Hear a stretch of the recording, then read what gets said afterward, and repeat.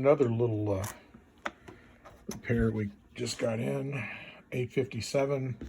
I started taking the top off, and I thought, you know what the heck, I'll show this as a quick video. It might be interesting to see. I have no idea where this is going to go. This radio just came back to the customer from Yaesu, and they basically said it was unfixable because they no longer carry the main board for the 857, so the offer was to send it back to him or they would dispose of it for him. And luckily he said, no, go ahead and send it back to me. I'll see if I can't find another way to get it fixed. So then he contacted me, and we're going to look and see why the cat port doesn't work on this radio anymore. The radio powers up just fine. And we're going to be exploring, I believe it's that connector right there. I got to verify if I look at the bottom of the board, or bottom of the radio. One's digital, one's cat. I can't remember which is which, but we'll figure that out here shortly. Anyway, customer says the cat port's not working. One of the first things I'm going to do is I'm going to check the fuse and see if the fuse is okay. See if it's supplying 13 volts out the cat port. Some of the cat accessories require or need that 13 volt supply, so we'll check that very first. Super easy thing to do. Okay, here we go with trying to do two things at once. Looks like the fuse is fine. 13 volts on the input, 13 volts on the output, so the fuse is fine. One of the things definitely worth mentioning here, I just hooked up the cat port, that is the cat port by the way, to my computer, but one of the things I do as a precaution here is I look at, and it can tell you a lot about the health of the radio, I look at the current really close, and I also operate the radio when I'm working on these things. I operate the radio off of a small lambda supply.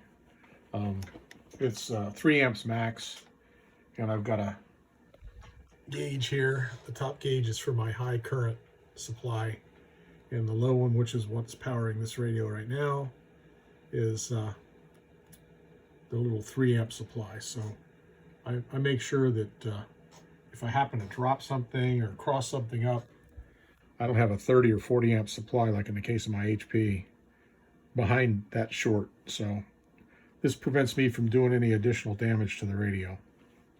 Anyway, kind of an important thing, I think, if you're going to work on these radios, make sure you're in an environment where the current is limited so you don't accidentally nuke the radio working on it. So using DigiRig as my test, sorry about the test leads I got hanging so I can grab them quick. The radio is indeed not responding, so we're sort of validating the radio does in fact have a problem. Okay, so here's where we're going to be focusing our energy. This is the cat port. Unfortunately, everything you're seeing here is on the back side of the board. So I'm going to have to pull the main board out to get to this to see why it's not responding. I'm noticing something as I'm getting ready to take this board out. I've seen this show before. I hope I don't see what I think I'm going to see. This radio's gotten wet in the back, and 857s sit on an angle with their back sides facing down. So I think I probably know what I'm going to see here. I've seen this before. In this case, it's good to be wrong. I had an 897 come in that showed something like this, and it was actually a water line. It ran right across here, and that board was shot. Fortunately, it looks like it never got past just getting those two ports wet and getting some oxidation in the aluminum. But the backside of the board looks great. So, whew. Crisis averted so far. Let's see what we got. Okay, so board, let me get my finger out of the way here. Board is out and upside down. I'll show you that in just a second. What we care about here is RXD and TXD. And it looks like we're looking for resistor 1553 and 1554. And look over here. There's 1553, 1554. Okay. So now, let's zoom down here.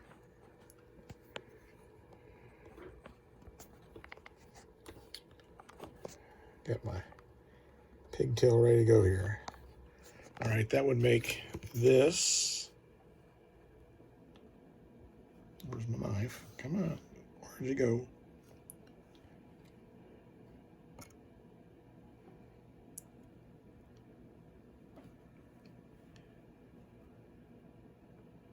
There we go. Sorry about that. Okay. We care about that resistor. And we care about that resistor.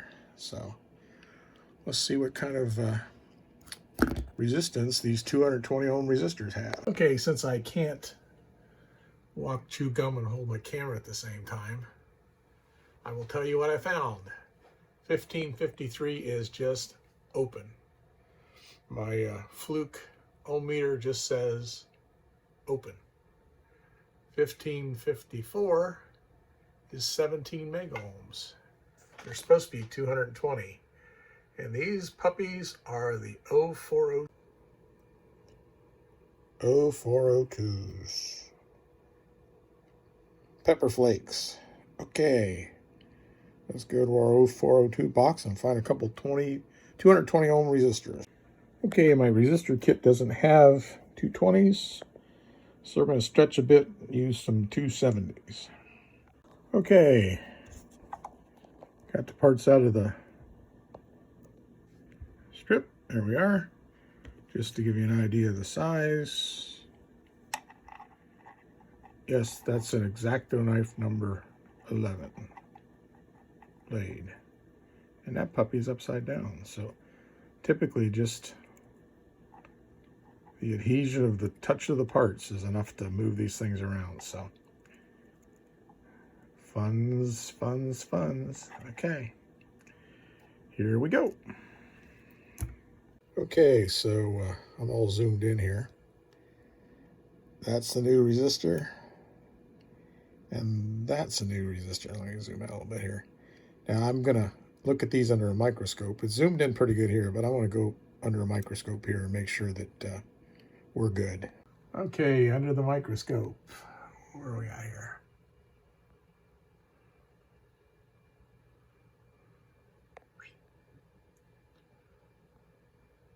That's the resistor soldered in there. Let's move on up here to this guy.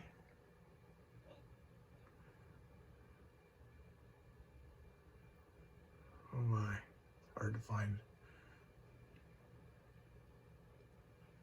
Come on. There we are. And that guy's all soldered in. So looks like two good solder joints. Okay, so the board's back laying in place. Not going to be so bold as to assume anything here. Yes, the resistors are reading 270 volt or 270 ohms between the connector and the micro, where they before were open. So we're going to hook up our FL rig to the circuit and to the radio and see what happens. Okay, rig powered up. Now, okay, I don't know how I got to that frequency, but whatever. Okay, FL rig. Here we go. Let's see what happens.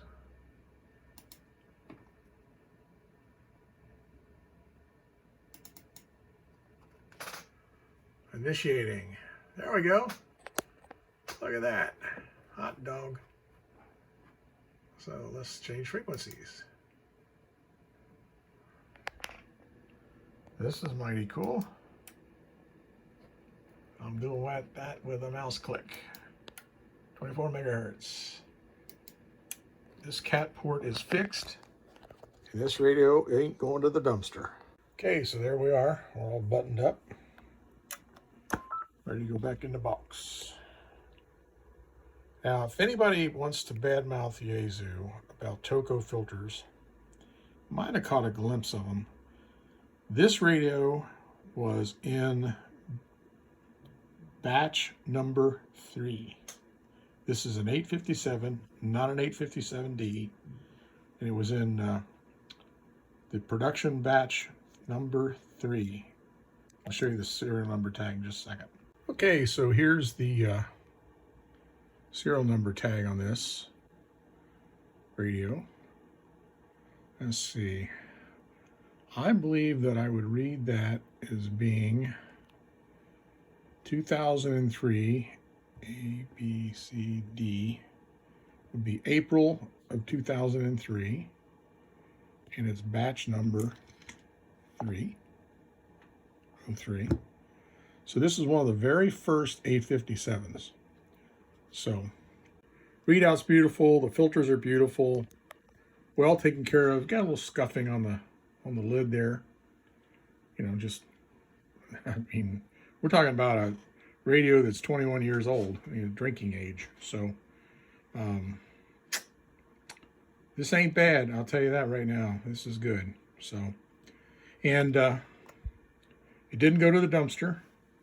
Thank God, it got saved.